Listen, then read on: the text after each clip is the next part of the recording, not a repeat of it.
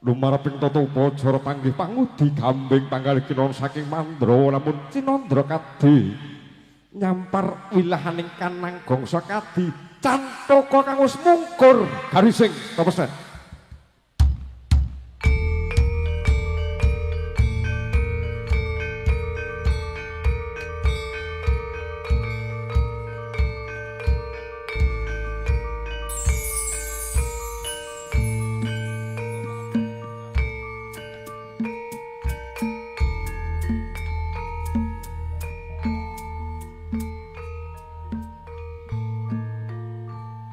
Kados sampun dungkap wahyaning mangsa kala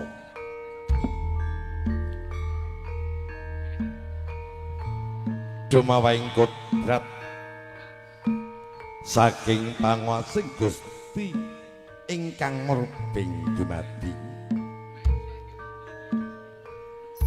nalika samono ana titeng Jawata kang sajuga miyos priya dikang sawiji-wiji putri ingkang harsa tepi jejering gesang dening ance alaming madya ngilo-ilo jaring para kina dalah para witasis ingkang dadi pundi sarta hangklak sita nulat edi inding budaya luhur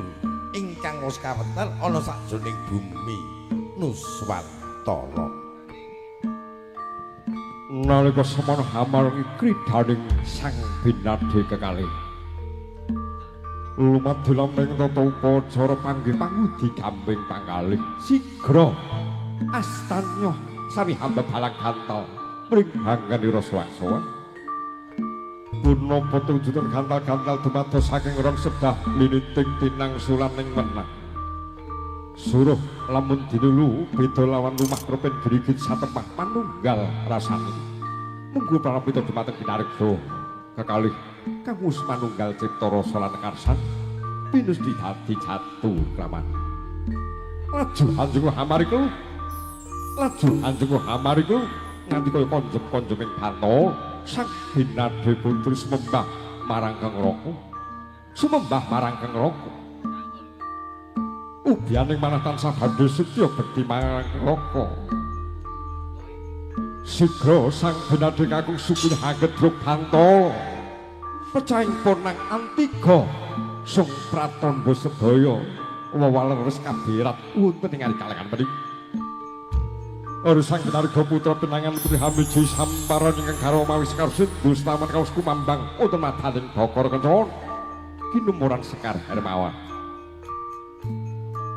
ubianing manah tansah badhe setya bekti marang Kang Raka salami nedya tanggap ring sasmita sang pujangga sembaga meminta nugraning Gusti ingkang murba kaosa dirga mendak kala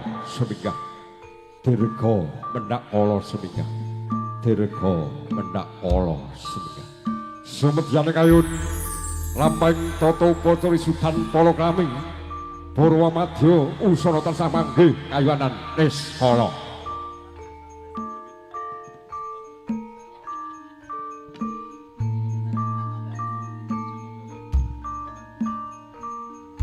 Purnadenira anapak kanang Antigun mulya sang kemanten putri Gyamiji ampehaning ingkang Raka tandha yekti hangi cali Sukerta kang tumanduk wonten ing Jiwaga ingkang ginar ingkang garwa kinasih durga mendak kala sumingkir panganten sarimbit mujudake loro-lorone tunggal-tunggalan ing aloro kang sajuga priya kang sawiji putri wis geleng gilig gumolong masuk ing jungguh angurut ing cipta rasa karsa daya miwah karyane mungguing jejer kalangganing sowan-sowan rumong sandare ben wajib anggrung kepimulat sarira kang angrasa wani saksana sigra jemeneng jajar sirat mojo temanten sarimbit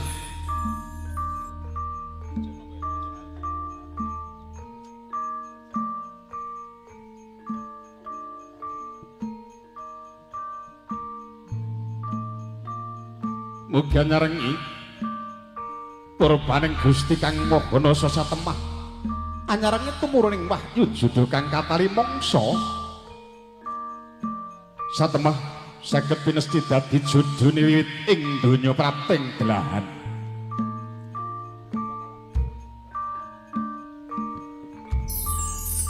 Mestuti wasita disabdaning para winasis ndungkap wahyaning mangsa kala saking Gusti ingkang murbeng dumadi. Mangkono ta wau ingkang hamangku gati nenggih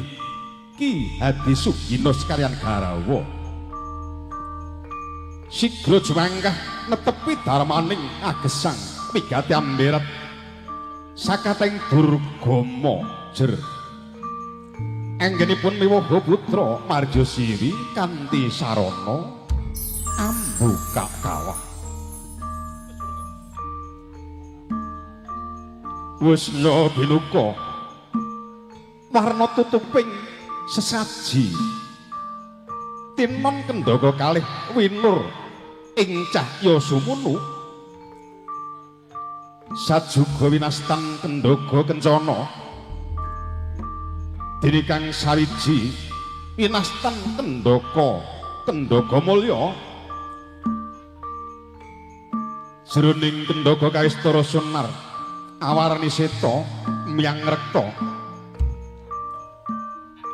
ingkang seta winastan Cupu Adi Mandalika parandene. Cupu Adi Mandalika menika dumadi saking pakarti bapa ingkang rekta Cupu Manik Astagina dumadi saking pakartinipun ingkang biyung nenggih ingkang ibu kacarita duk nalika samana Ariwasnya Bapa Hadi Sugino amur weng resmi dhateng ingkang garwa kinasih renggih Ibu Rusmiati.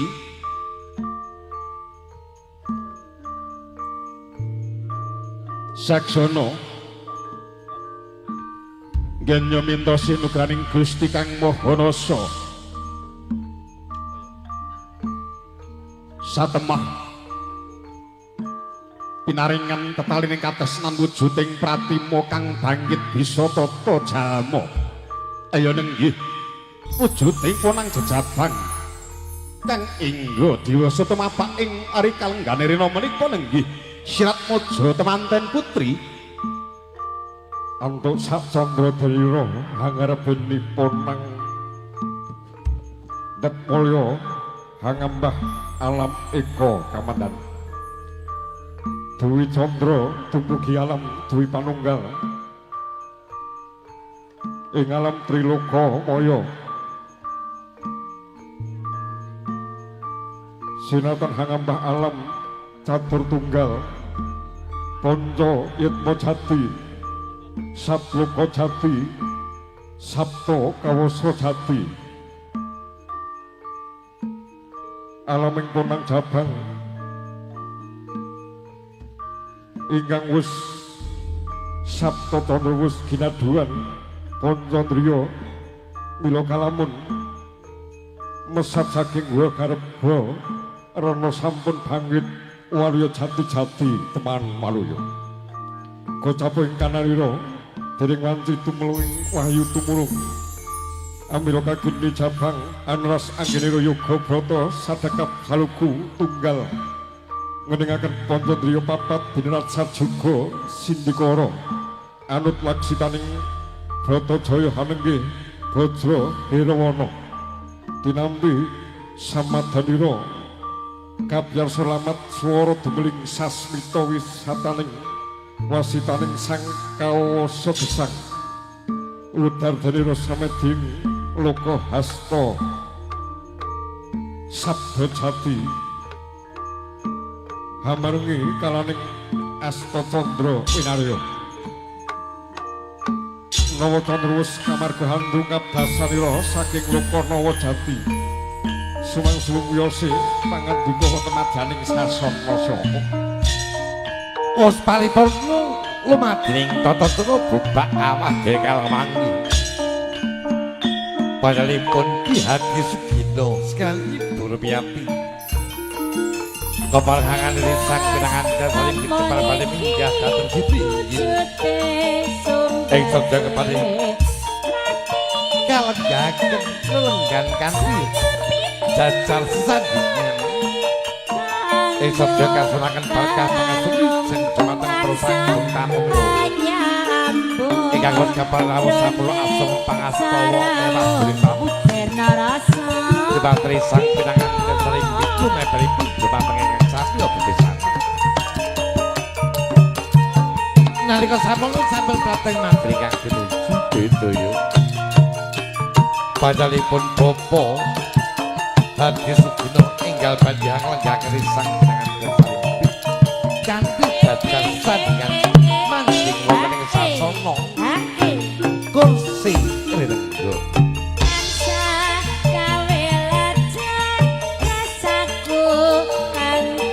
Nedya panggap rengsas kita Ki Hadi Sugino sekalian mandap saking sasana pepanggungan Dinari hama pakadang besan utusna daya-daya kadang pindah wonten sasana sinang salama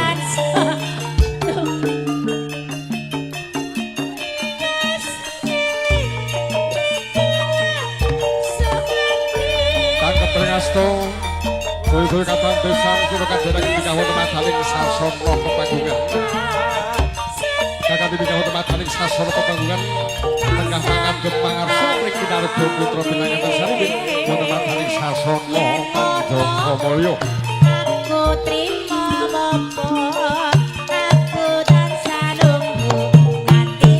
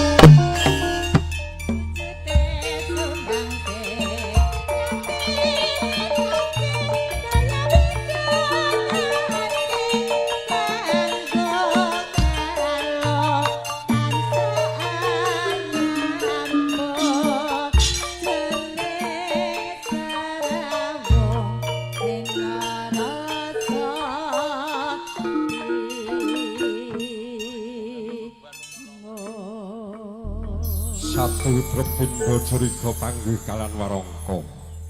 Warangka panggih kalian Curiga Wisudan Dauping Pinarga Putra Pinangan dan tansah manggih kayonan Niskala Laju lambang toto bocor babaring wausan tandunga Rahai Inggih memanggih lambang toto bocor babaring wausan tandunga Rahai Inggih winung pakurmatan priya Gungseng Pamuja Ustaz Tinalgirom Bapak Swanto inggih kinari handhen tengah lambang tata upacara babaring wausan pandonga Rai Gujo panjenenganipun sasana panduwara sumangga katun